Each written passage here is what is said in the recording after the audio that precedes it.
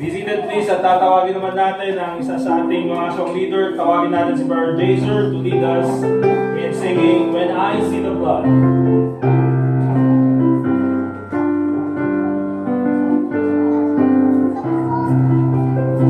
Sige po, buksan po natin sa page 20. Page 20. All the first stanza ready, sing.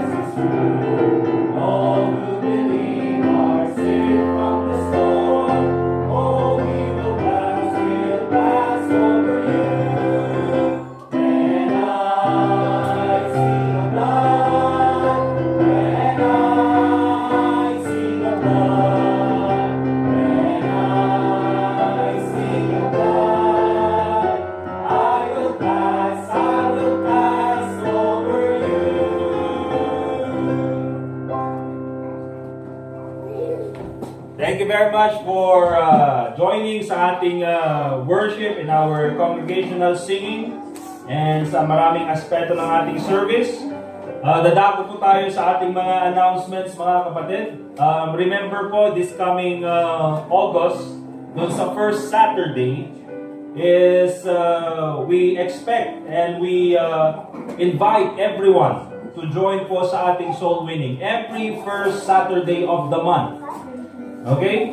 So hopefully lahat ng mga members ng church ay maka-attend po sa soul winning. Tulad ng sabi ko mga kapatid, meron po tayong kanya-kanyang schedule sometimes sa soul winning. Minsan po, kaya hindi ko po pino-force naman na kailangan dito kayo every Saturday because you have yung mga family schedules or meron kayong mga importanteng kailangan gawin. But at least once a month, ay magsama-sama po tayo bilang isang church para lumabas at mag-soul winning and mag-invite ng mga tao na pumunta dito sa church. Amen? Amen po mga kapatid? Alright.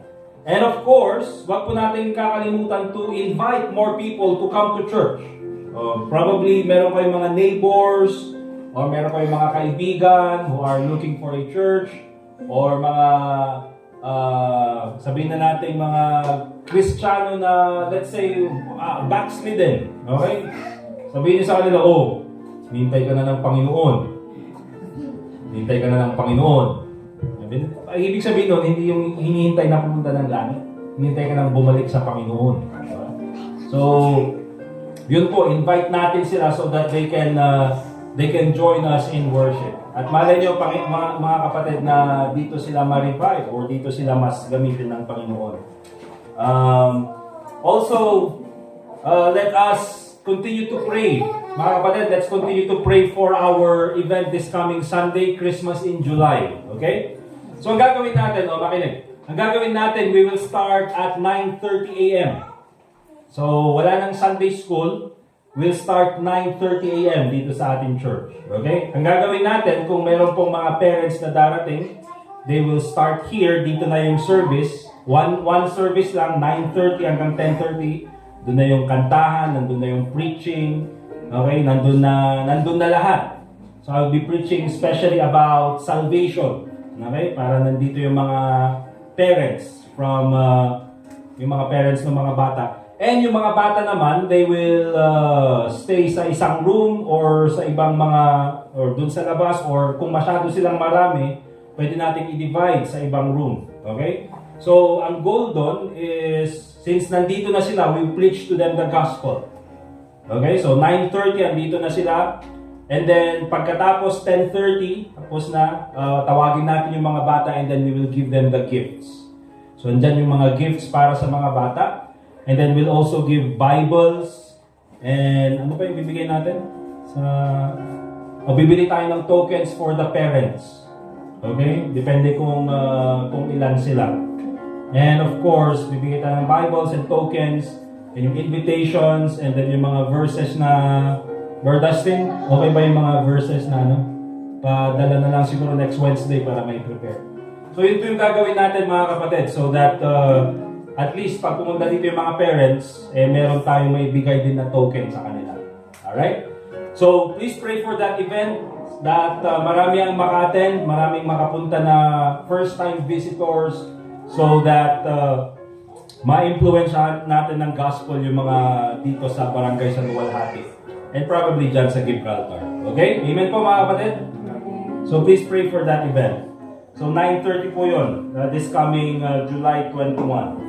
No, pag sinabi kong 9:30 mga kapatid, same pa rin. Same pa rin yung meeting place, 8:30, sundo pa rin at nandito ng 9 a.m. Amen?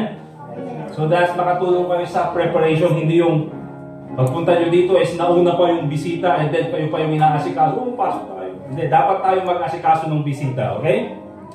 So 9 a.m. andito tayo. Also, July 28. Again, isa po sa gagawin natin this coming July 28, we'll be giving out back-to-school materials para sa mga bata. That's why, after this, nung ating regular offering, kukuha tayo ng second offering pagdagdag doon sa ating back-to-school program para sa mga bata na ito. Okay? Especially yung mga bata dito sa church. Kaya sineparate ko, hindi na siya April 20, hindi na siya July 21 kasi baka masyadong marami yung bata, hindi natin kaya. So, ano na lang, sa July 28 para sa mga bata dito sa church. Okay, so mag-invite tayo ulit. Alright, and of course, yung mga Sunday school teachers, again, yung mamaya na lang kausapin ko yung mga, sino yung naka-assign for next Sunday pala? Ay, guys, it's Daisy. Okay, so agnayon tayo na lang kay Katwang. Nagado kayo mo next. Baka ikaw na lang, ano pang RJ? Oh, ikaw naman talagang kasama niya, no? Ay bang nakaschedule? I will, kayo. So at least, dalawa kayo. Pwede natin i-divide. Okay? Alright, so yun lang naman yung mga announcements natin mga kapatid. We'd also like to welcome back yung mga matagal natin din nakasama si Ma'am Elsa at saka si Ma'am Aida. Okay? Hindi po sila nag-backslide, nag-ministry sila sa ibang churches, sa ibang lugar. Okay? Nakapunta sila ng Kalinga, Abra, Nagilian. Okay, so marami rin silang pinuntahan. Okay, so we're glad to see them with us this Sunday. Alright, let's all stand up please. We'll call Brother Anthony for our Bible reading.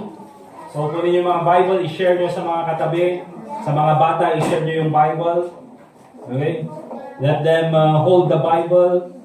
and let them also follow along with the Bible reading. Please turn your Bibles to Proverbs chapter 17. Proverbs chapter 17.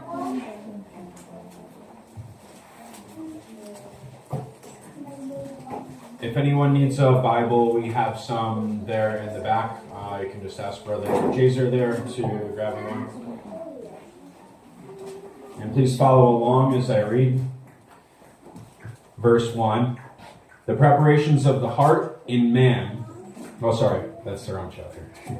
Chapter 17, verse 1. Better is a dry morsel and quietness therewith than an house full of sacrifices with strife. A wise servant shall have rule over a son that causeth shame, and shall have part of the inheritance among the brethren. The finding pot is for silver, and the furnace for gold, but the Lord trieth the hearts. A wicked doer giveth heed to false lips, and a liar giveth ear to a naughty tongue. Whoso mocketh the poor reproacheth his maker, and he that is glad at calamities shall not be unpunished. Children's children are the crown of old men, and the glory of children are their fathers.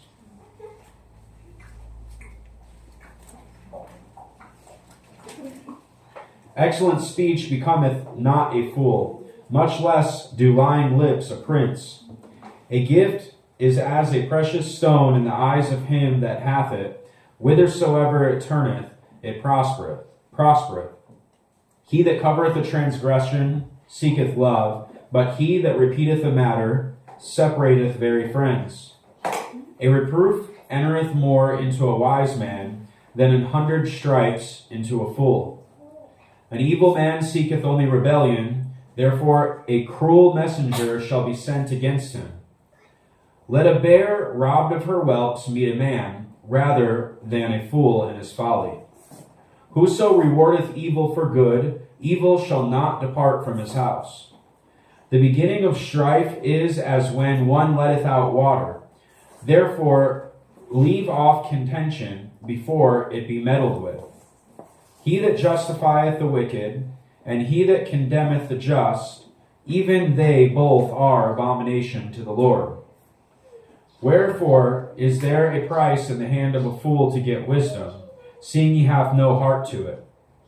A friend loveth at all times, and a brother is born for adversity. A man void of understanding striketh hands, and becometh surety in the presence of his friend. He loveth transgression that loveth strife, and he that exalteth his gate seeketh destruction. He that hath a froward heart findeth no good, and he that hath a perverse tongue falleth into mischief. He that begetteth a fool doeth it to his sorrow, and the father of a fool hath no joy. A merry heart doeth good like a medicine, but a broken spirit drieth the bones. A wicked man taketh a gift out of the bosom to pervert the ways of judgment. Wisdom is before him that hath understanding, but the eyes of a fool are in the ends of the earth. A foolish son is a grief to his father, and bitterness to her that bare him. Also to punish the just is not good, nor to strike princes for equity. He that hath knowledge spareth his words, and a man of understanding is of an excellent spirit. Even a fool, when he holdeth his peace, is counted wise, and he that shutteth his lips is esteemed a man of understanding. Thank you. Be seated please. Tawagin naman po natin ang ating susunod na song leader. We'll call Brother RJ, and he'll sing to us. Oh, he'll sing to us na lang. Solo mo na lang.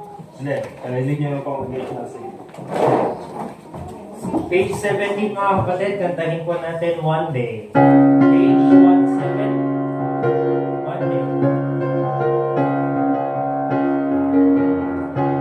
On the first verse all together now. One day when heaven was filled with His praises, one day when sin was as dark as could be, Jesus came forth to be born of a virgin, loved amongst men by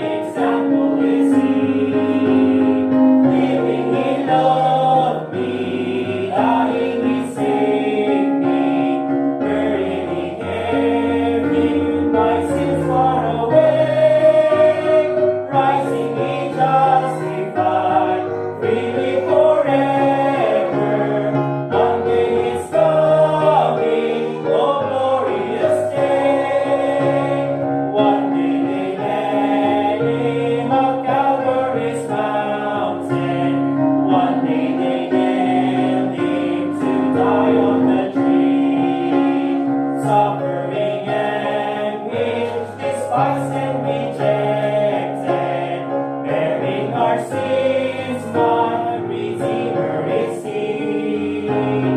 Living He loved me, dying He saved me, buried He carried my sins far away, rising He justified, freely forever. One day is coming, oh glorious day. One day they left Him alone in the garden. One day He rested from suffering free. Angels came down, Lord is come to keep vigil. Above the hopeless, my Savior is He. Living He loved me, dying He saved me, buried He carried my sins far away, rising He justified, freely forever. One day is coming, oh glorious day. One day the grave could conceal Him no longer. One day the stone rolled away from the door. Then He arose, over death He had conquered. Now He's ascended, my Lord evermore. Living He loved me, dying He saved me, buried He carried my sins far away, rising He justified, freely forever. One day is coming, oh glorious day. One day the trumpet will sound for His coming. One day the skies with His glories will shine. Wonderful day, my beloved ones bringing. Glorious Savior, this Jesus is mine. Living He loved me, dying He saved me, buried He carried my sins far away, rising He justified, freely forever. One day is coming, oh glorious day. Thank you, Brother RJ. Let's call on yung ating special number, si Sister May. Amen. Alright. Ano yan? Okay, pambira trio pala ito, mga kapatid. Pagpalapakan natin si Brother Jason. Si Brother Jason. Kami nga, Brother Jason. Alin si May, kumakanta na yan. So, si Jason. Sigat yung mic ka.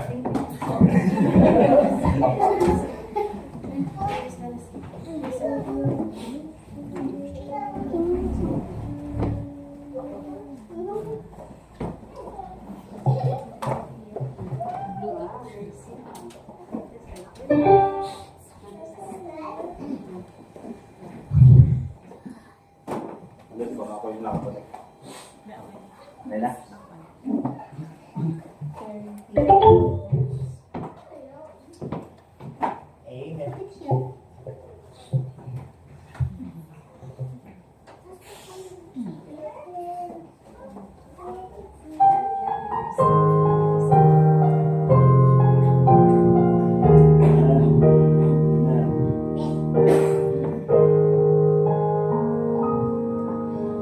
I once in a journey a while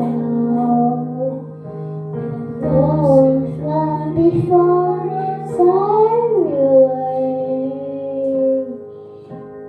Dream of before encouraging like we reach the wise and testament to all city way.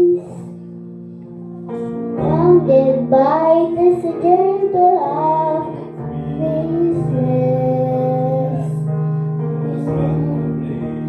Glory to the rise. Only for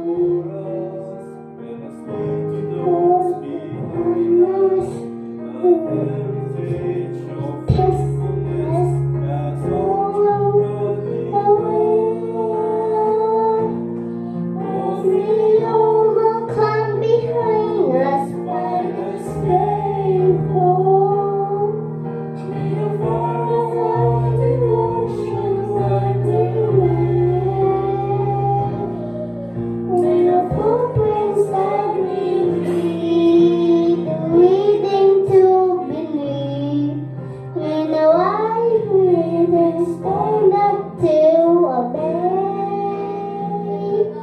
Only overcome behind us from this faithful.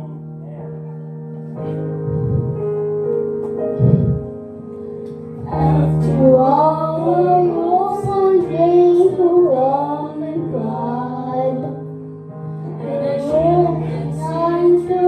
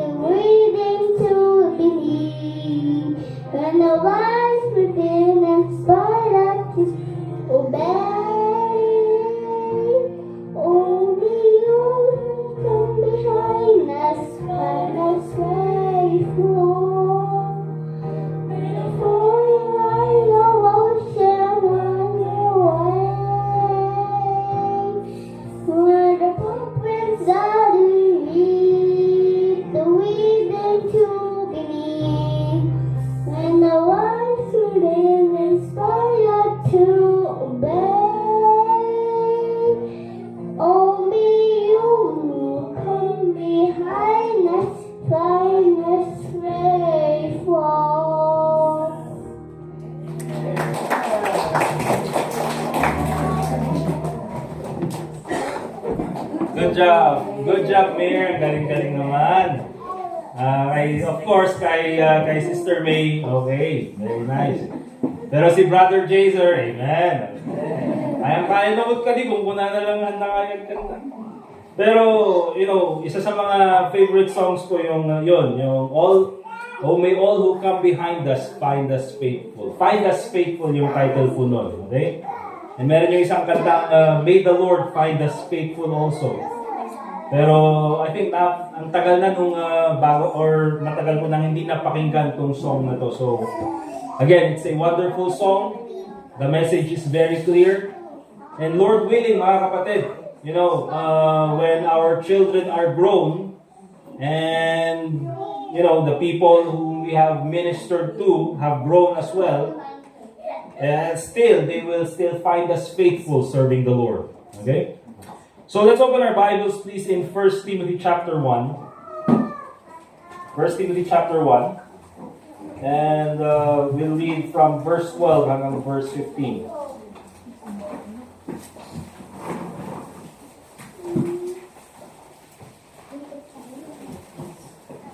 First Timothy chapter 1 and in verse 12 hanggang verse 15. Sabi ng Bible in verse 12, "And I thank Christ Jesus our Lord, who hath enabled me, for that he counted me faithful, putting me into the ministry, who was before a blasphemer and a persecutor and injurious. But I obtained mercy because I did it ignorantly in unbelief. And the grace of our Lord was exceeding abundant with faith and love, which is in Christ Jesus.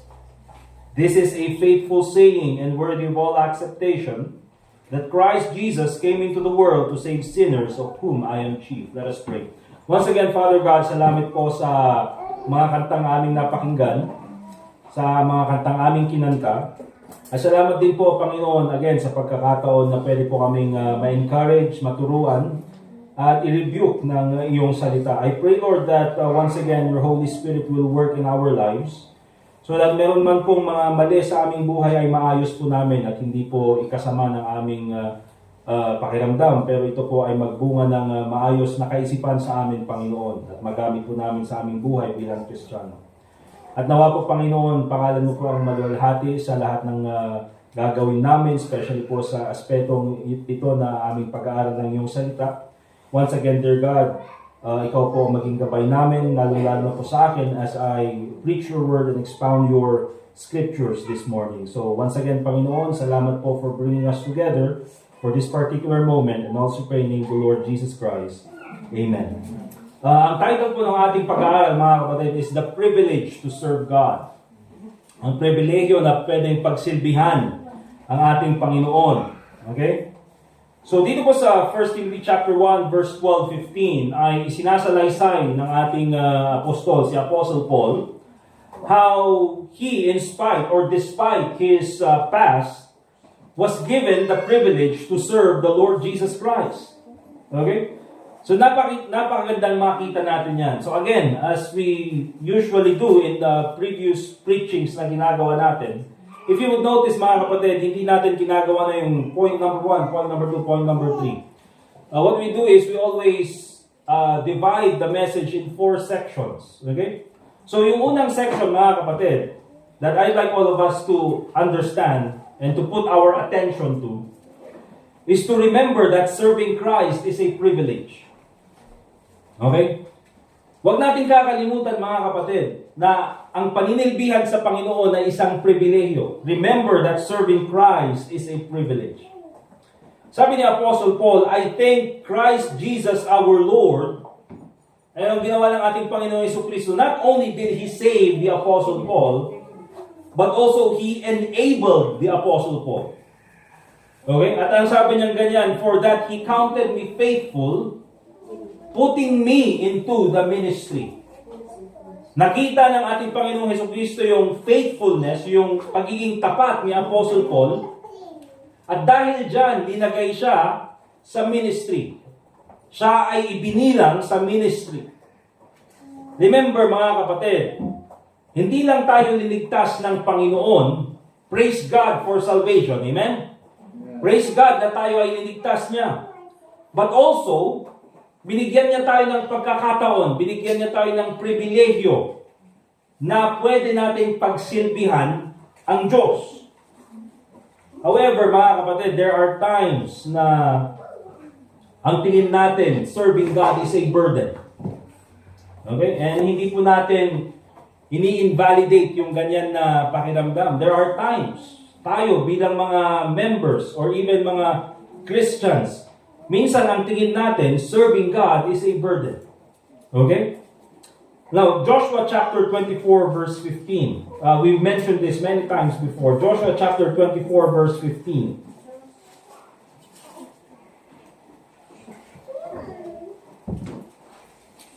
In Joshua 24:15, merong tanong or merong statement itong si Joshua. Anong sabi niya ganyan? And if it seem evil unto you to serve the Lord. Okay? So, understand, mga kapatid, nandun yung salitang seem. Pag sinabi nating seem, mga kapatid, something that appears to be which is not. Okay? So, kung baga sa Tagalog, sabihin natin parang. Okay? So, or kung sa tingin nyo. So, sinasabi dito ni Joshua is, kung sa tingin nyo, and if it seem evil unto you to serve the Lord, kung sa tingin nyo ay ang paninilbihan sa Diyos ay kabigatan, yun po yung evil dito. Hindi evil yung masama. Okay? Pero naging kabigatan, naging burden sa kanila. So, kung sa tingin nyo, ang serving God is a burden, so sabi ni Joshua, choose you this day whom you will serve. Mamili kayo ngayon. So sa tingin nyo pala, Burden pa lang manilbihan sa Diyos. Okay, so mamili ka ngayon. Whom will you, sinong pagsisilbahan mo? Whom you will serve? Whether the gods which your fathers served, that were on the other side of the flood, or the gods of the Amorites in whose land ye dwell.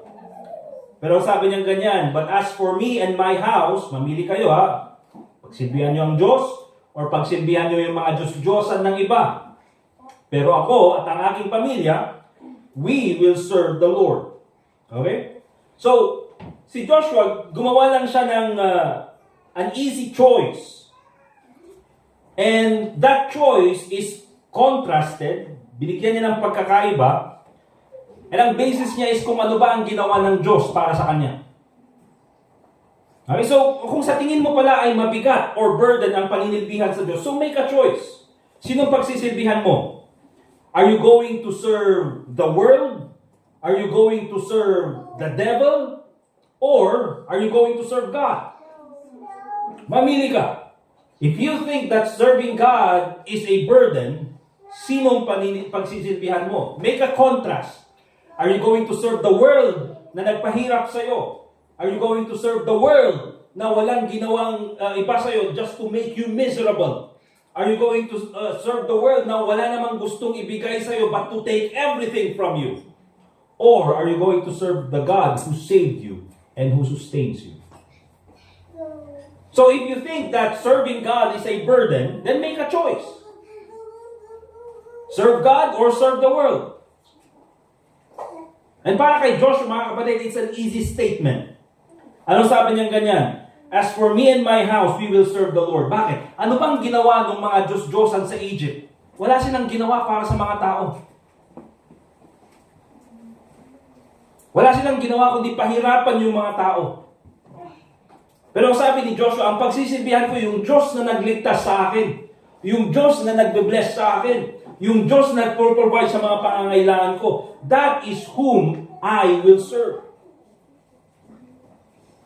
Kaya remember mga kapatid, God did not only save us, He also gave us the privilege to serve Him. Kaya kung sa tingin mo, if it seems evil unto you to serve the Lord, make a choice today. Serve God or go back to the world. And I believe mga kapatid, if we're thinking right, we are going to serve God. You see mga kapatid, if it's a privilege para sa atin to serve earthly kings, if it's a privilege, siguro, sabihin natin pumunta dito si Pangulong Marcos. Okay? At sinabi niyang, pambira, nakalimutan ko yung wallet ko. Wala akong pamasahe, wala akong pang-taxi pa uwi. Diba? Pwede niyo ba akong matulungan? Sabi niya ganyan, babayaran ko rin bukas. Anong sasabihin mo? Hindi po, Mr. President, ito po pang-taxi niyo. Gusto mo, samahan ko pa kayo eh. Okay, wag niyo na pong bayaran. It is my pleasure. Bakit?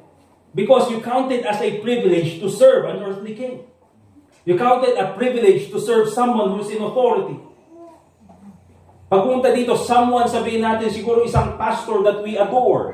Someone na yung malaki yung impluensya. At nakita natin na gutom siya, wala siyang pagkain. Ano sabihin natin?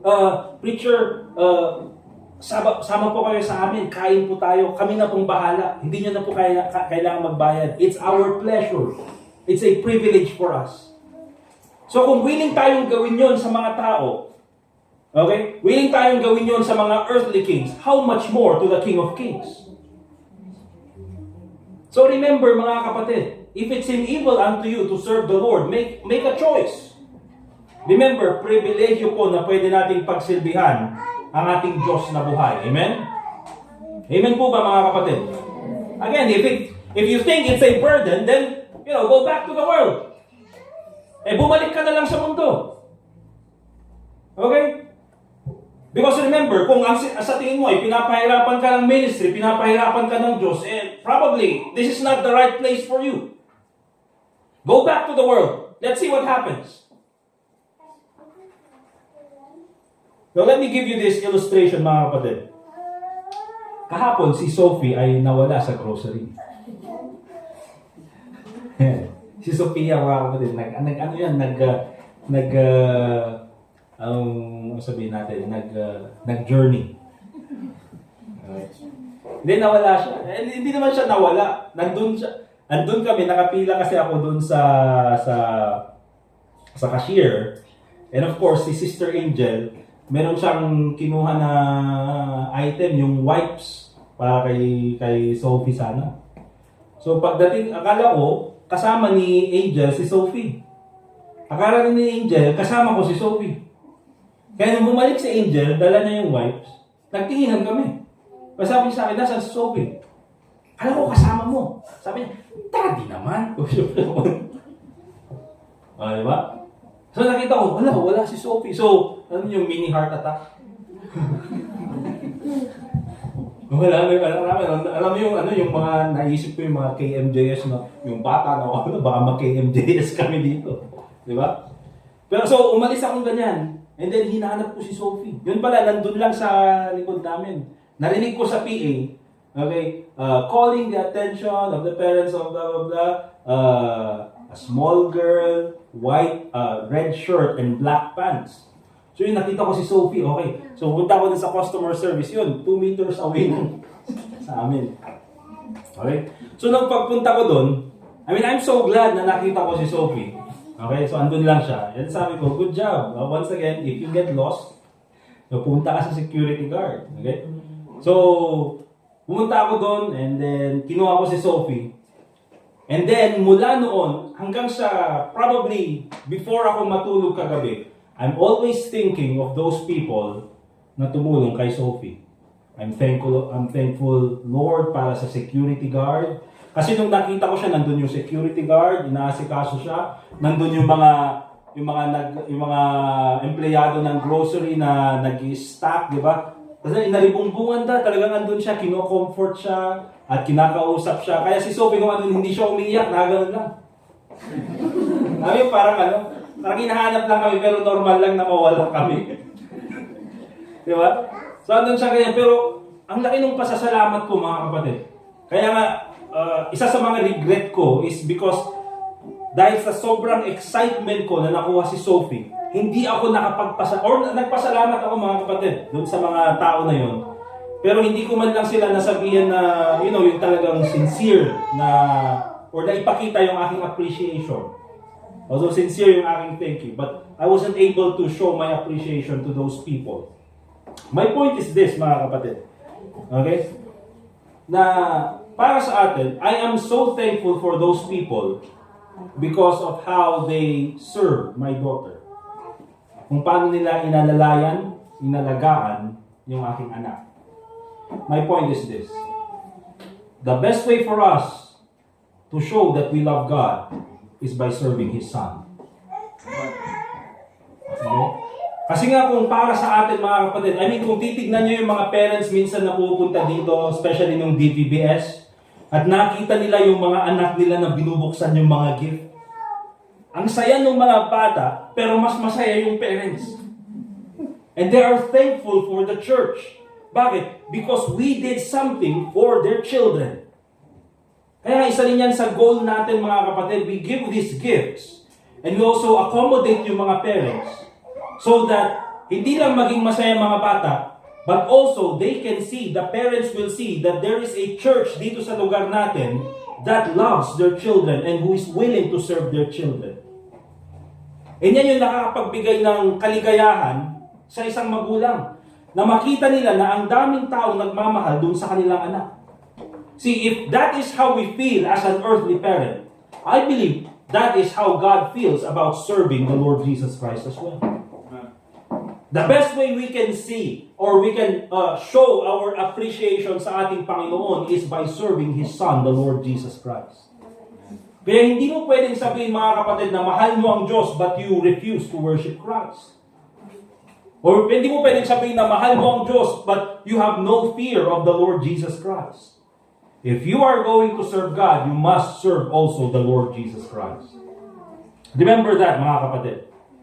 That's why remember, serving Christ is a privilege. Amen? Secondly, doon sa ating second section, let me also show you the reasons why we refuse to stop serving God. or the reasons why we refuse or the reasons why we stop serving God. Minsan kasi ayaw nating pagsilbihan ng Diyos, minsan naman tumitigil tayo sa paninilbihan sa Diyos. Bakit kaya? Because first of all, it can be physically demanding. Serving God can be physically demanding. Remember this, pag sinabi po nating ministry, ministry is work. Ministry is trabaho po yan. That's why me, as a minister, remember this mga kapatid, buhay ko na ito. This is already my work. This is, although pwede ako maghanap ng part-time job, pwede ako maghanap ng ibang trabaho outside of this church, pwede kong gawin yun mga kapatid. But truly, my calling, yung aking trabaho, my ministry is already in this work. Okay, ito na po yung aking trabaho. To study the Word of God, to pray for the people of God, to minister sa bawat isa sa mga members ng church and even outside the church, spiritually speaking. Kaya pag sinabi nating ministry, it is work. It involves effort. It involves preparation. It involves prayer. Okay? Kaya minsan mga kapatid, yung ministry, it is physically demanding. Nakakapagod din kaya magturo ng salita ng Diyos. Now, minsan, ito yung nakikita nyo. The preaching of the Word of God. But minsan, you do not see the preparation. Okay? And minsan, when it comes to preparing the Word of God, or magpe-prepare ka ng lesson, it would take hours. It would take days sometimes. Okay? Pero din natin nakikita yan. And try to do that every week. And try to do that 3 times a week. Mga kapatid, it's also physically demanding. And hindi lang yan sa preaching mga kapatid, in every ministry dito sa church. Pagkakanta ka, if you're going to sing, mga kapatid, it takes preparation. Hindi mo naman sasabihin, hindi naman sila Sister May or sila Sister Wen, sabihin na paggising nila sa umaga ng Sunday is, feel kong kumanta sa church. Message na, Sis Angel, ako yung special number. No, mga kapatid, bago sila mag-decide na kumanta dito sa church, kailangan nilang mag-prepare. Okay? Yan si Brother Jason, bago kayo kumanta, push up pa yan. Para talagang lumabas yung boses. Okay? If you're going to teach children, magtuturo ka ng mga bata, kailangan may preparation dyan, mga kapatid. Okay? Kailangan ba? Karti-kartib ka pa yung mga illustration, yung mga, ano pang gagawin mo, yung mga, ang tawag doon, may mga felt paper noon, ng mga bata kami, lalagay mo dyan yung mga pictures, para ma-engage yung mga bata, makuha mo yung attention ng mga bata. Okay? Magtuturo ka ng mga songs, Father Abraham has many children. Di ba? Buti nga yung mga congregational singing. Ganun bang gawin natin? Gawin nga natin na yung mga congregational singing natin may action song. At tignan natin yung mga song leader natin. Okay? When I see the blood, paano kaya? Blood. When I see the blood, I will pass over you. Yeah. O, lagyan natin ng action song. Kaya mahirap din yung magtuturo ka ng mga bata, may mga action song yung mga yan, mga kapatid. Okay? Sino ay gumawa ng arka at sinunog siya ng Diyos. Mila, iba-iba yung lyrics ng mga bata kasi iba yung lyrics ng teacher eh. Sabi ko, sinunog siya ng Diyos. At sinubok siya ng Diyos. Okay? So it's physically demanding. Kaya minsan, sometimes, because it's physically demanding, we refuse to serve God. Or sometimes we even stop serving God. It can also be mentally demanding. Okay? Bakit? In the ministry, you have to solve problems as well. Bakit? Sa ministry, may problema din. It could be mentally demanding. Bakit? Meron ka nang problema sa bahay. Meron ka pang problema doon sa trabaho. Meron kang problema sa iyong pamilya. And now, meron ka na namang problema sa ministry. Okay? And also, kailangan mo rin tulungan yung problema ng mga tao, mini-minister mo. Magtuturo ka ng bata, makita mo yung batang ganyan, umiiyak. Okay? Pupunta sa klase, umiiyak na ganyan. Ang sasabihin mo, bakit ka umiiyak? Kasi yung mama at papa nag-aaway sa anong sasabihin mo? You have to minister to that child. Okay? Ang dami mo ng problema, tapos problema kayo pa yung problema ng iba. So it can be mentally demanding as well. Okay? Tulad ng sabi ko, as a preacher, mga kapatid, sa inyo, you have to take care of your problems. But bilang isang preacher, I have to take care also of your problems. Akala niyo you're sabihin na natin, worrying about the future ng anak mo or ng anak mo. Ganun din ako, mga kapatid. I also worry about the future of these kids. Alright? It can be mentally demanding. It can be financially demanding as well. You see, meron yung mga times that you have to spend your own money to fulfill the ministry.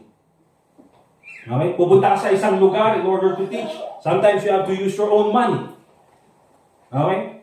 Sometimes you have to use yung sarili mong pera in order to buy food para sa mga bata. In every ministry, mga kapatid. Kaya, let me tell you this also. If there are needs in your ministry, okay, it's better at hindi mo kayang isupply. It's better na sabihin nyo sa akin. So that at least we can, maglaan tayo ng budget ng church for that particular ministry. Okay? Para naman at least talagang maging kaakibat ang church doon sa ministry.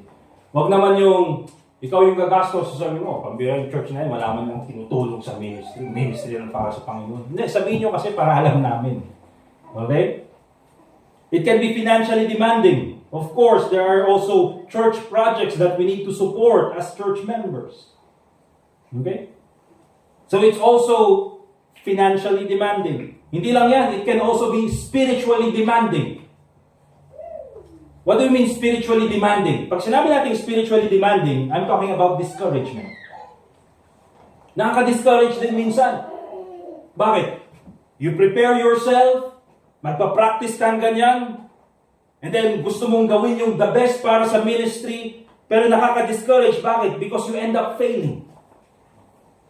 Okay? Nag-prepare ka na nag-prepare, tapos nung ikaw na ay magtuturo pambihira, it becomes a disaster.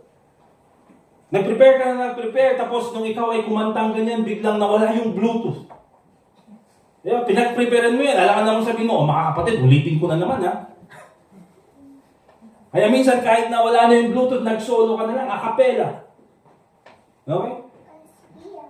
So minsan it can be also very discouraging. Also, it can be discouraging because you see no results in the ministry. You also get discouraged. Bakit? Because meron ding mga Kristiyano who try to destroy you and your ministry. Imbis na makatulong sa'yo, kinokontra pa yung ministry mo. Kaya, kung titignan natin mga kapatid, why is it na some Christians, they don't want to get involved in the ministry, or some Christians, they want to stop serving the Lord because of these things? It is physically demanding. It is financially demanding, mentally demanding, spiritually demanding. But let's go to 2 Corinthians chapter 11, verse 24. Kaya, I am not invalidating those things. Hindi natin sinasabi na, hindi totoo yung mga yan. Bakit? Because it's mentioned in the scriptures as well. 2 Corinthians chapter 11, verse 24. Ang sabi dito ni Apostle Paul, when it comes to him serving the ministry, tignan natin yung buhay niya bilang isang minister ng Panginoon. Sabi niya ganyan, of the Jews, 5 times received I 40 stripes, save 1. 39 times 5, 195. Okay? So, sa ministry ni Apostle Paul, it is physically demanding. Thrice was I beaten with rods, once was I stoned, thrice I suffered shipwreck. A night and a day I have been in the deep. Ito pa, in journeyings often. You see, isa sa sabi ni Apostle Paul, one of his, hindi naman complaints or one of his explanation about his ministry is, there are times na may mga sumusuporta sa kanyang mga church. But also, in many occasions, kailangan niyang magtrabaho to supply for the ministry. Kaya nga, isa siyang tent maker. So, anong sabi niya ganyan? Yeah, the work of the Lord is also financially demanding. Okay? So, if you think that ministry is physically demanding, financially demanding, yan yung sinasabi ni Apostle Paul. In perils of waters, in perils of robbers, in perils by mine own countrymen, in perils by the heathen, in perils in the city, in perils in the wilderness, in the sea, among false brethren, verse 27, weariness and painfulness, in watchings often, in hunger and thirst, in fastings often, in cold and nakedness, verse 28. Beside those things that are without, aside from sa mga nangyayari outside the church, the thing which cometh upon me daily, the care of all the churches. See, ang talagang nagpapabigat, hindi naman pabigat, pero talagang nagiging source ng issues or problems ni Apostle Paul is this, the care of all the churches. Anong ibig sabihin yan? In the mind of the Apostle Paul, wala siyang ibang inisip kundi yung church. Hindi lang isang church, of all the churches. Mga kapatid, mahirap nang mag-alaga ng isang church. How much more many churches?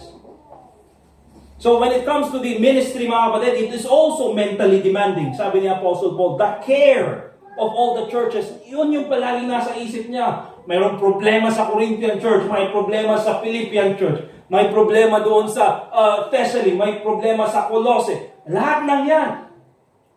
Yun yung palaging nasa isip ni Apostle Paul. Anong sabi niya ganyan? That which cometh upon me daily, the care of all the churches. Who is weak and I am not weak?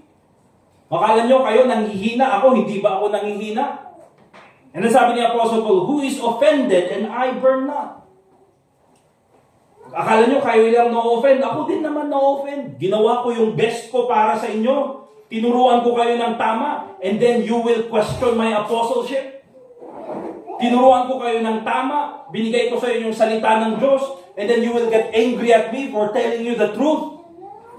Paano sinasabi ni Apostle Paul? Yes, the ministry is spiritually demanding. It can be discouraging sometimes. And those are the reasons why many Christians refuse to serve God or stop serving God. Right. So hindi natin i-invalidate yan. Because even the Apostle Paul mentions it. But let me tell you this. Sa ating third section, God rewards faithful service. Okay? God rewards faithful service. Just like I said, we do not invalidate the reasons Christians stop serving God. Because all of us, naramdaman natin yung mga yun. Okay? Na-experience din natin yung mga yun. But remember this, God rewards faithful service. Kaya dyan po pumapasok mga kapatid, yung salitang faithfulness. Now the reward that I will mention, I'm not gonna talk about yung crown of righteousness, crown of rejoicing, the crown of life, the incorruptible crown. Those are great rewards mga kapatid. Pero those rewards, pag binigay sa atin, we will give back on the feet of the Lord Jesus Christ. Bakit? Because nagawa natin yung mga bagay na yun only because of Christ. Amen? But here's the thing. The reward that I will mention is something that probably in a sense, something that is for us. Okay? Hindi naman natin sinasarili, pero probably masasabi natin that this reward is something that is for us individually. In Matthew chapter 25 verse 21, doon sa parable of the talents, ang reward na binanggit ng ating Panginoong Jesucristo, sabi ng Bible, His Lord said unto him, well done, thou good and faithful servant. Thou hast been faithful over a few things. I will make thee ruler over many things. Enter thou into the joy of the Lord. Kasi yan po yung reward na sinasabi ko. The best commendation na matatanggap natin is this commendation from the Lord Jesus Christ. Na masabi niya, pagdating natin sa langit, mga kapatid, well done, thou good and faithful servant. And I believe, mga kapatid, that hindi lahat ng Kristiyano, not everyone who is saved will receive this commendation. Right. Those who will receive this commendation ay talagang yung faithful. Kaya dyan pumapasok mga kapatid yung salitang faithfulness. Because when we say faithful, this is serving God despite the difficulty. Yes, the ministry is physically demanding, but you continue to serve God. Amen? Yes, yung ministry, mentally demanding, pero hindi yan rason para tumigil. You continue to serve God. Yes, yung ministry is financially demanding, spiritually demanding, pero despite all those things, you continue to serve God because faithfulness. Kaya hindi natin ini-invalidate yung mga reasons why we stop serving God or why Christians refuse to serve God. Because those are real, but also faithfulness is real. Kasi yung sinabi ni Apostle Paul yan, naranasan ko yung lahat ng yan, pero hindi naman ako tumigil. Now, mararanasan natin yung mga yan, but it's not a reason for us to stop. Kasi dyan pumapasok yung faithfulness. So you see, serve God faithfully. If you want to hear the words, well done, thou good and faithful servant. Because God rewards faithful service. You see, mga kapatid, para sa akin, let me give you this illustration that for me, as a person, para sa akin earthly speaking, my wife, si Angel, her opinion sa akin, para sa akin, is what matters the most. Okay? Ano yung ibig sabihin? Kahit na sabihin ng ibang tao, si preacher, pangit naman. Si preacher, ba't ka tumawa? Ito ba yun? Si preacher yan, pangit na. Or, ano naman? Kahit na anong sabihin sa akin ng ibang tao, kahit na sabihin na ikaw na yung pinakapangit na tao, as long as sinabi ng asawa ko sa akin, kung pogi mo naman, that is what matters to me. Right. Diba? Wala akong pakialam mo, sabi, kilala ko ba sila? Diba? Kahit na post nyo yung picture ko, sabi, ang pangit naman. Wala akong pakialam, pero pag sinabi ni Angel na, ang pogi naman ng asawa, yun yung pinaka-importante sa akin. It is what matters to me. Okay? At kahit na anong i-comment ng iba sa akin, kahit na sabihin nila, palpak ka, wala kang kwenta, as long as my wife is proud of me, that is what matters the most. Yun lang naman yung sabihin ko sa akin personally, yun yung pinaka-hanap-hanap. Okay? Kaya minsan, kahit na paggising ko sa umaga, pag nakita ko ni Angel, ang gwapo naman ito.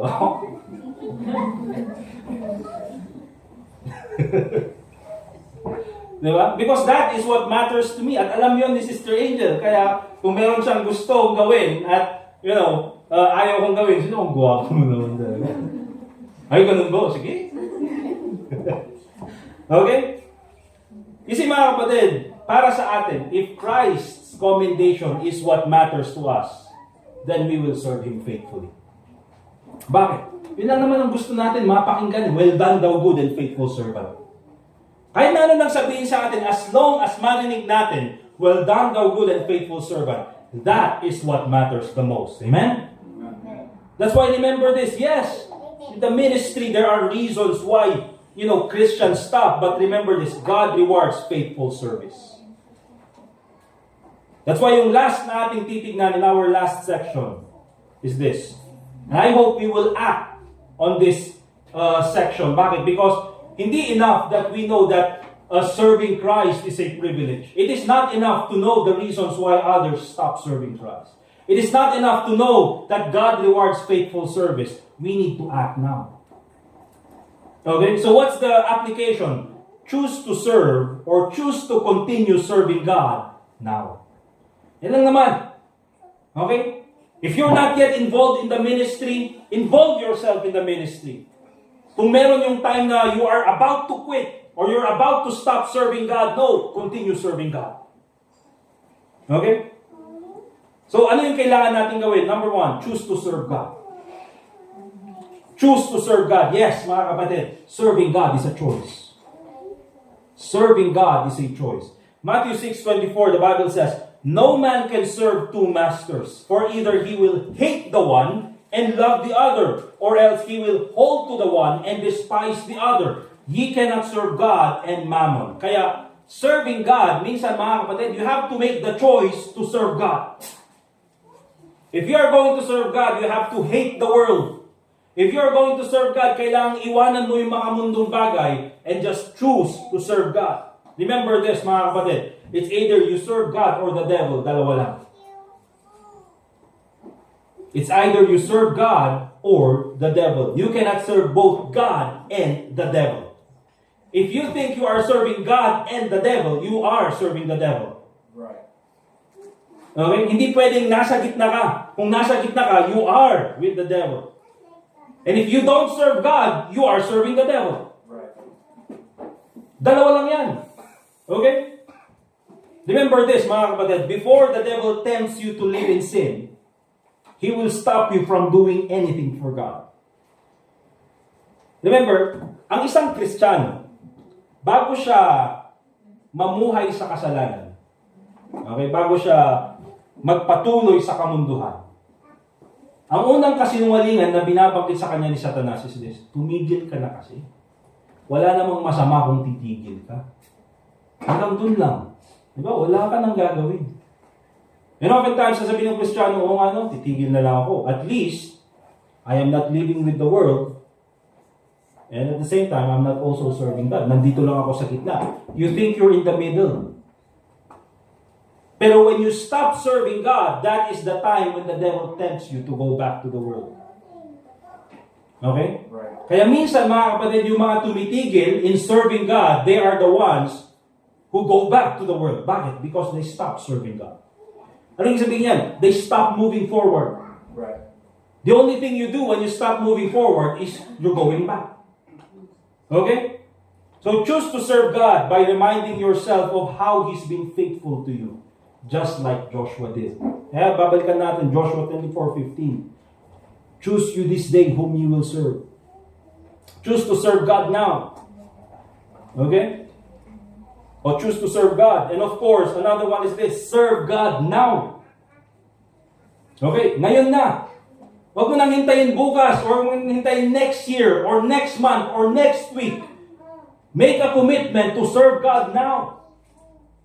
Kaya mamaya in our invitation, while we pray together as a church, make a commitment na ikaw, you will serve God now, or you will continue serving God. Ecclesiastes 12:1, the Bible says, "Remember now thy Creator in the days of thy youth, while the evil days come not, nor the years draw nigh, when thou shalt say, I have no pleasure in them." Darating yung panahon, mga kapatid, especially in our church, wherein karamihan dito is 30 years old and above. Okay, nandiyan yung mga young people also. But most of us, mga kapatid, ay 30 years old and above. Okay? Tayo ngayong millennial generation. May konting halong Gen X. Sino ang Gen X dito? Wala yata tayong Gen X, no? Mga millennials naman, sila Ma'am Aida. Jurassic. Oh, hindi naman na Jurassic period. Grabe naman yung mga yan. Di ba? Mga sumunod dito is yung mga, sino na yan? Mga Gen Z. Gen Z yan. Sila RJ. Anong year ka pinanganak? 99. 99. O, Gen Z. Kawawa naman mga yan. Nakita niyo yung, meron kasi nakita akong video na, na yung naglalakad yung Gen X. Tapos nabangga siyang ganyan. Naglakad na. Tapos, yung millennial naman naglalakad. Tapos nabangga siyang ganyan. Na? Yung Gen Z naman naglakad. Natumbang ganyan, tapos pinicture na yung sarili niya. Ganun na yung Gen Z. Diba? Pero meron na naman ngayon yung, Gen Alpha. Gen Alpha ba? O yan, sila Sophie. Mga yan. Kayo, mga Gen Alpha kayo. Okay? Ewan ko anong ibig sabihin nun. But if you take a look at this, mga kapatid, karamihan sa atin is millennials. Anong ibig sabihin yun? Mga kapatid, 30 years old to 40 years old, and ganun din yung mga Gen Z, we are all in the prime age of our lives. Yung mga millennials, mga kapatid, nare-realize natin, nararamdaman na natin paunti-unti yung, alam mo yung tatay ko, oh. Di ba? Dati, nung uupo ka, gaganda. Pero ngayon, pag uupo ka na, di ba? Kaya dahan-dahan eh. Okay? What does that mean, mga kapatid? Still, we are in the prime of our lives. So, ibigay natin sa Panginoon, we use it to serve God. Bakit? Because there will come a time, mga kapatid, that we will lose that strength. We will lose that, sabihin natin, health when it comes to serving God. Okay? Eh di yung sinasabi ni Apostle Paul, ni Solomon, remember thou thy Creator in the days of thy youth. Now, sabihin natin, you're already an older generation. Remember, it's never too late to serve God. Okay, it's never too late to serve God. You will not be able to give the prime years of your life, but remember this, give the golden years of your life. Amen? Eh, hindi po huli ang panilbihan sa Panginoon. Serve God now. Also, be faithful in your ministry. Be faithful in your ministry. Let me tell you this, mga kapatid. Sometimes when it comes to involvement, when it comes to the ministry, in many cases, you yourself, you need to find where you fit in the ministry. Okay? But also, there are times na ako mismo ay assign you into the ministry. Bakit? Kasi nakikita ko naman yung talent ng iba or yung skills ng iba. So either you choose the ministry or you are chosen to be in the ministry. But remember this, if you are in the ministry, be faithful in your ministry. Ano sabi ni Apostle Paul sa 1 Timothy 1:12, yung binasa natin? For that he counted me faithful, putting me into the ministry. So remember, if you have a ministry, be faithful in doing your ministry. Remember this, don't just show up.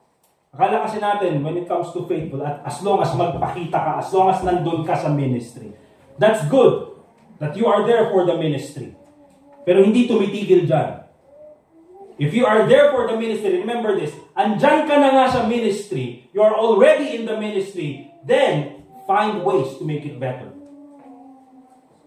Gawa ka rin ng paraan to make it better. For example, nailagay ka sa ministry ng song leading, find ways to make it better. Okay? Alright, mga kapatid. Okay, for the second verse, I will give you the opportunity to listen to my voice. Ano? I will sing solo. O, di ba? Make it better, mga kapatid. Alright? Find ways to make it better. Magtuturo ka sa mga bata, find ways to make it more engaging. You know, para mas makuha mo yung attention nila. If you're going to preach, find ways na mas maging applicable at mas maging practical yung preaching, mas maging makakonect ka sa mga tao, all those things. Hindi ka lang, you're not just there to show up for the ministry. You have to be there to make it better. Amen? At hindi lang yan, mga kapatid. Also involve people in your ministry. Okay? You're a song leader, maghanap ka ng iba na pwede mong turuan how to lead the singing. Sunday school teacher, okay, maghanap ka ng iba na pwede mong turuan to involve in the ministry. You're a preacher, find people who can also assist you in preaching the Word of God. All those things. Okay? Be faithful in your ministry. Don't just show up. Also find ways to make it better. Involve people in your ministry through training. Another one, mga kapatid, remember this. And I believe, hopefully, maintindihan natin ito. Don't let your past hinder your ministry. Don't let your past hinder your ministry. Huwag mong hayaan ang nakaraan ang pumigil sa iyo in the ministry. In 1 Timothy chapter 1 verse 13, ang sabi ni Apostle Paul, who was before a blasphemer and a persecutor and injurious, but I obtained mercy because I did it ignorantly in unbelief. So itong si Apostle Paul noon, bago siya maging apostle or bago siya maligtas, isa siya sa mga tumutulig sa persecutor ng church. Okay? Ganyan po yung nakaraan ni Apostle Paul. But you know what? Itong si Apostle Paul, he is also an example that God can use you despite your past. Pwede kang gamitin ng Panginoon despite sa iyong nakaraan. Okay? Lahat naman tayo, meron tayong nakaraan. We have a past. Okay? I mentioned, pag sinasabi kong past, mga kapatid, dito ako tumitingin. Hindi ako tumitingin kay Brother Edgar. Kasi pag sinasabi kong past, nagpa-flashback. Okay? Lahat tayo, meron tayong nakaraan. We have a past. But do not let that hinder you from serving God. Eh kung si Apostle Paul nga, ginamit para manilbihan sa Panginoon, a persecutor of the church. Kung si Moses nga, isang mamamatay tao, okay, ay ginamit pa rin ng Panginoon. And even itong si Gideon, isang, takot na magpagamit sa Diyos, pero still ginamit ng Panginoon. You see, all these people have a past, but they were able to serve God, and they served God faithfully. Now, let me give you also this illustration. Ako, mga kapatid, one of the things that si Sister Angel palagi niyang sinasabi sa akin, itapon mo nga yung mga gamit ng sasakyan dun sa likod. Diba? Because kasi, minsan kapag may nasira doon sa sasakyan na piyesa, minsan hindi ko tinatapon. Tinatago ko. Kasi isip ko, uy, baka magamit ko to in the future. Diba? Baka pwede pa, o pwede kong tanggalin to, pwede kong i-replace doon. Hindi lang mga car parts, may mga computer parts. Okay? Doon sa balkon, ang liit-liit na nga lang ng balkon, nandun pa lahat. Itapon mo na. Eh sabi, hindi, pwede ko pa magamit yan. Pero minsan, andun lang, hindi naman talaga nagagamit eh. Pero sa isip ko, andun. And then, iisipin mo, bakit kaya, hindi lang ako eh, marami sa atin yung ganun. Diba? Mga lalaki. Kahit ang dami nila, hindi naman kailangan yung, sa tinitignan mo ngayon, dapat itapon na yung kahoy na yun eh. Pero bakit andun pa? Inaanay na eh. Itapon mo na yun. Pero sabihin ng tatay, importante yan. Pwede pang gamitin yan. Diba? Tapon mo na yun. Itapon mo na yung X na yan. Importante yan. Diba? Tapon mo na yan. Itapon mo na yung brick na yan. Butas na yan. Diba? Wala na yan. Punit-punit na oh. Pero sabi mo, favorite ko yan. Tapon mo na yan. Wala nang kwenta yan. Pero minsan ayaw natin itapon. You know what mga kapatid? Sometimes it's not because minsan naman talaga hindi natin gagamitin, di ba? Totoo lang, hindi natin gagamitin. But the reason why we do not want to throw it away or we refuse to throw it away, the reason why minsan ayaw natin itapon is because we own it. Ba't ko itatapon? Sa akin yan eh. Ginastusan ko yan eh. Binili ko yan. Pinaghirapan ko yan. Tapos itatapon ko lang. Kasi mga kapatid, when it comes to God Himself, kahit na tinitignan tayo ng mundo, wala na yan. Wala nang kwenta yan. That should be thrown away.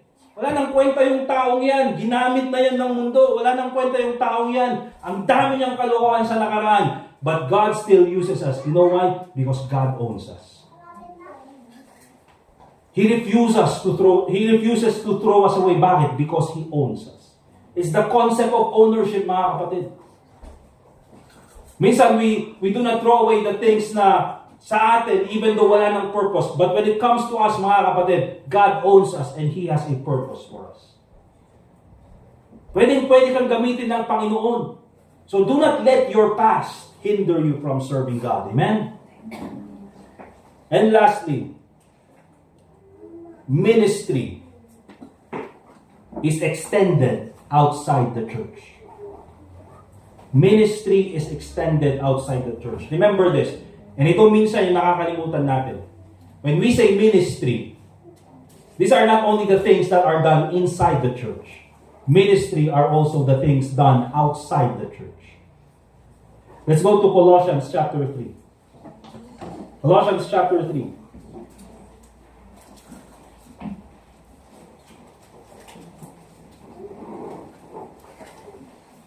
Colossians chapter 3 verse 18. to 21. Colossians chapter 3, verse 18 to 21. Sabi ng Bible, wives, submit yourselves unto your own husbands as it is fit in the Lord. Husbands, love your wives. Notice this, and be not bitter against them. Amen? Okay, Bar Jason. Amen. Ano ba? Children, obey your parents in all things, for this is well-pleasing unto the Lord. Fathers, provoke not your children to anger, lest they be discouraged.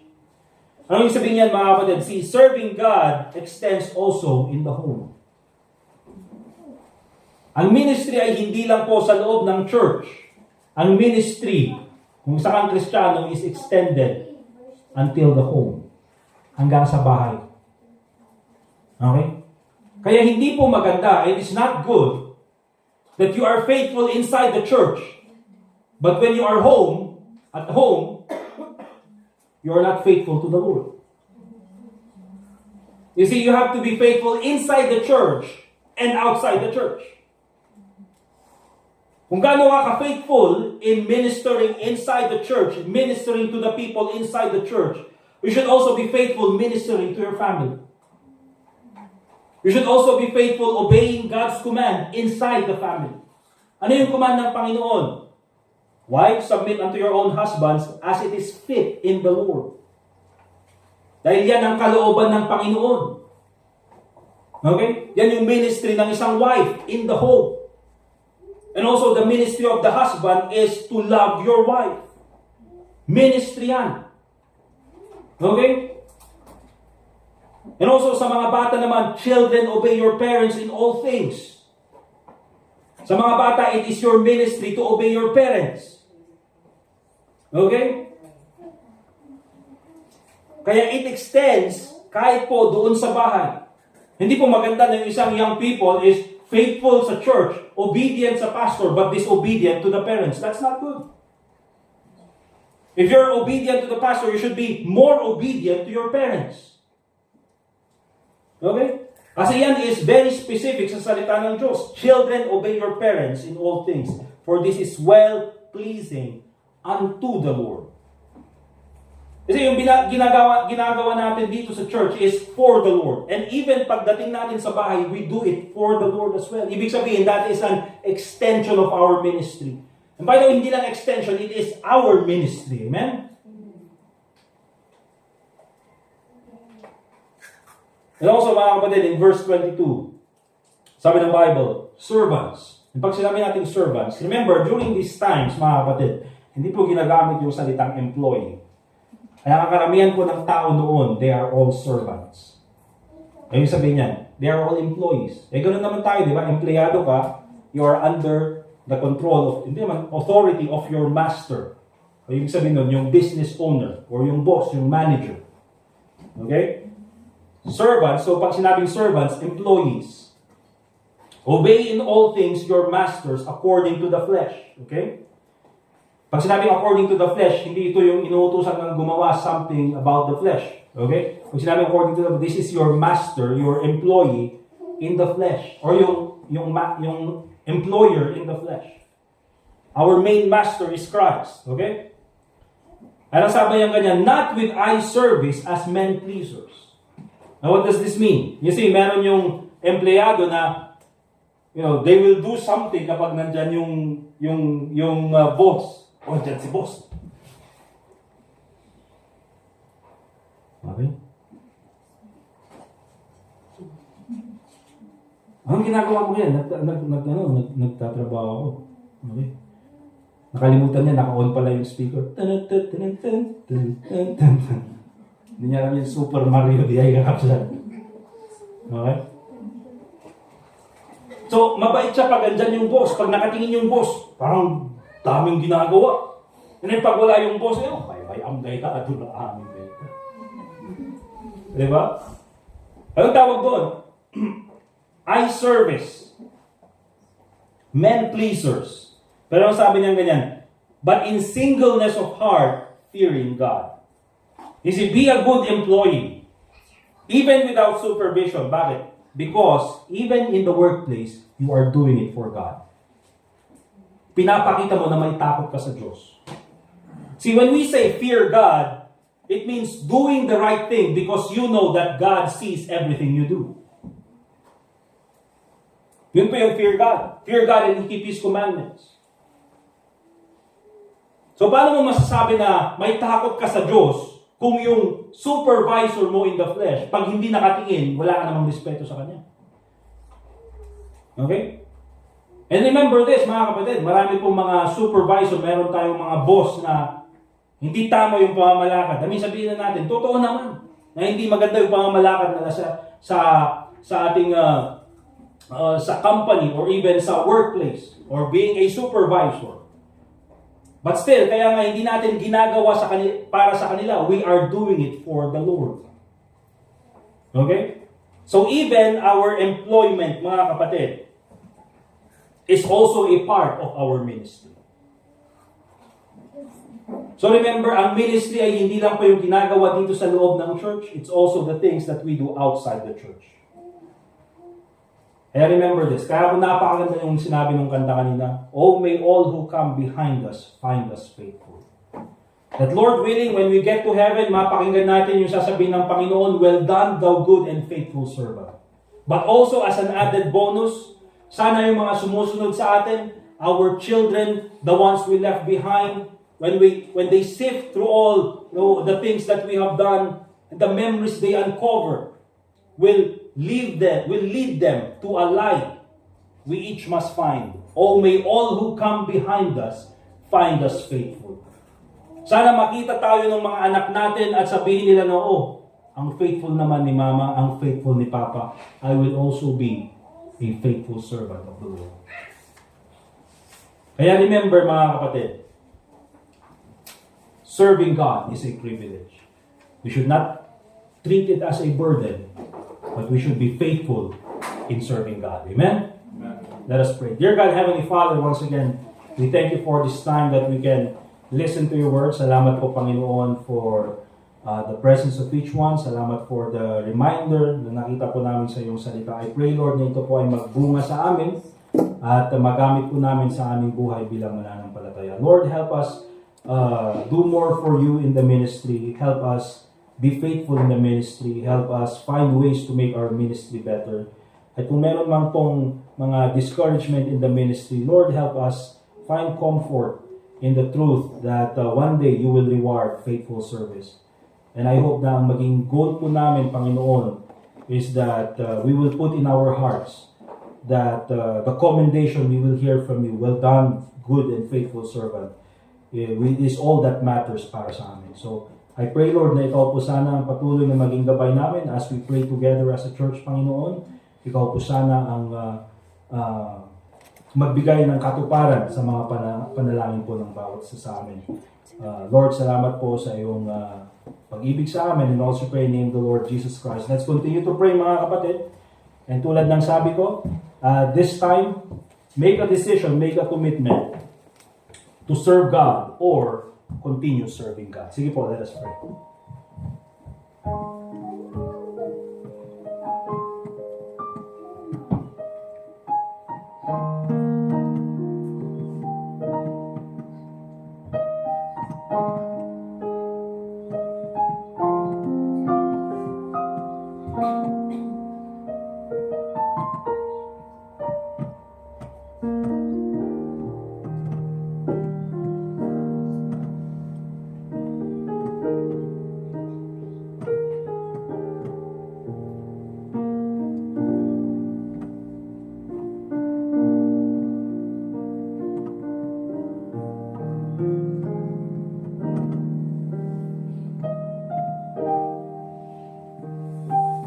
Dear God, Heavenly Father, we thank you for this time that we can pray together.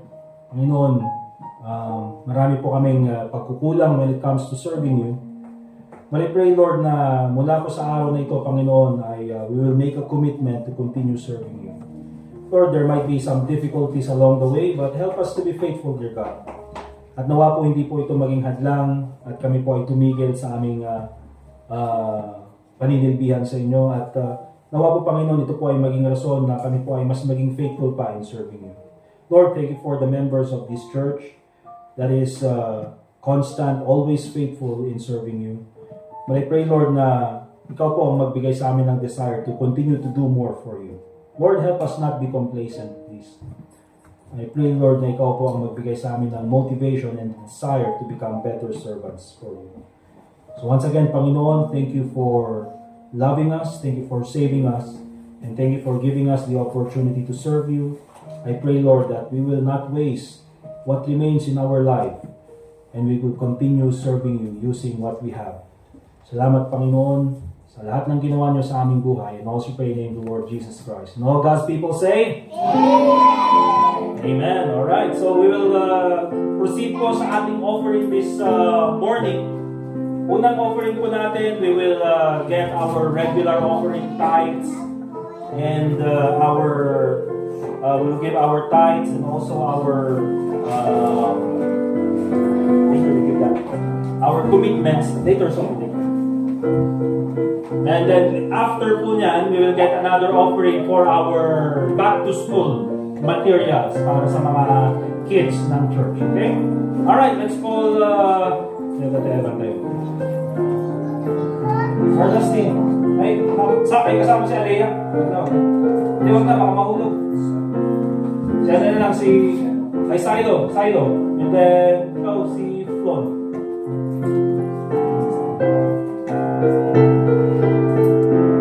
Isa kayo, Hawagan tayo ni Brother Edgar para offer calling prayer.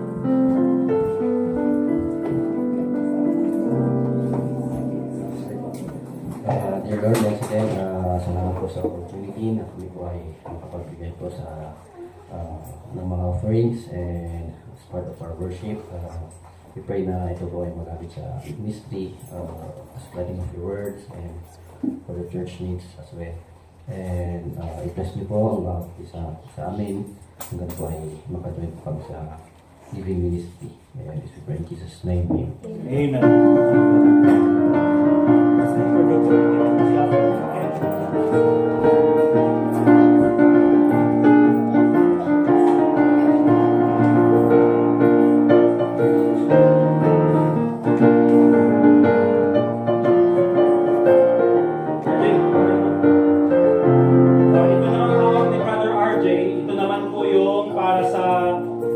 Back to school natin, okay? School materials para sa mga bata, okay? Sige, Brother RJ, give it to Kuya RJ.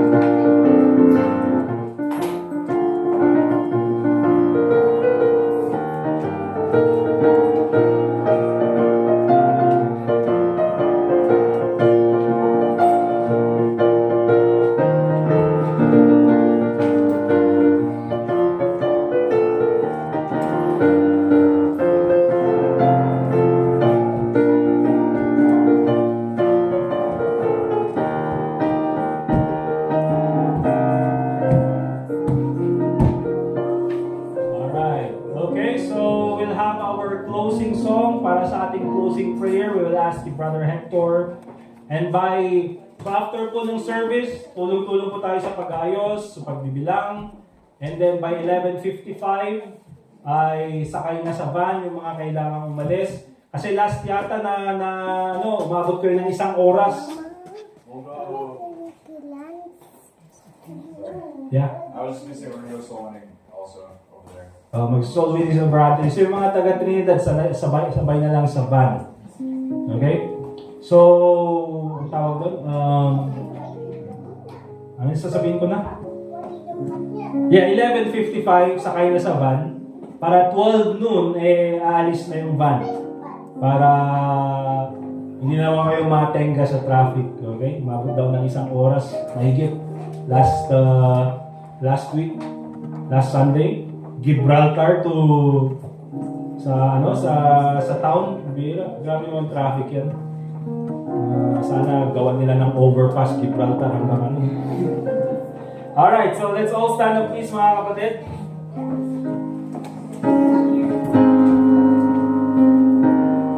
Let's sing song number 24.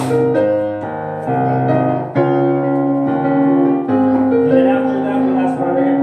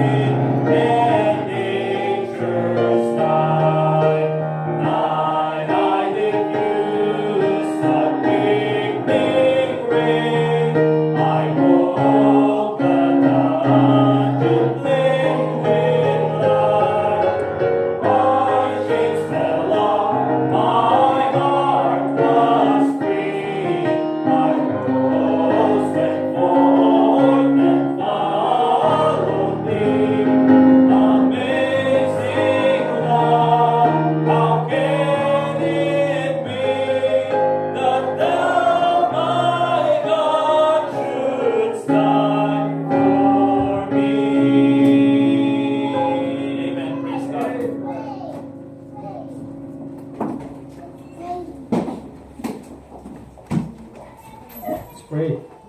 Lord, thank you again that you have gathered us and we were able to worship you this Lord's Yes. Day. Thank you, Father, that you have continued to be faithful to us Yes, Lord. in teaching us your word through our pastor. May we also be faithful, Lord, to not only learn what you continue to teach us, but Lord, that we would keep it in our hearts, that we would also have that desire, Lord, to please you and to serve you. And thank you that we can continue to even grow in the faith and help us that we would have that intention of sharing also our faith. Lord, continue to bless as we dismiss. Continue to bless the rest of the day. And we ask this in Christ's name. Amen. Amen. Thank you very much mga kapatid. We are dismissed. Let's shake hands. Let's fellowship. And ituloy po natin ang ministry sa ating Panginoon.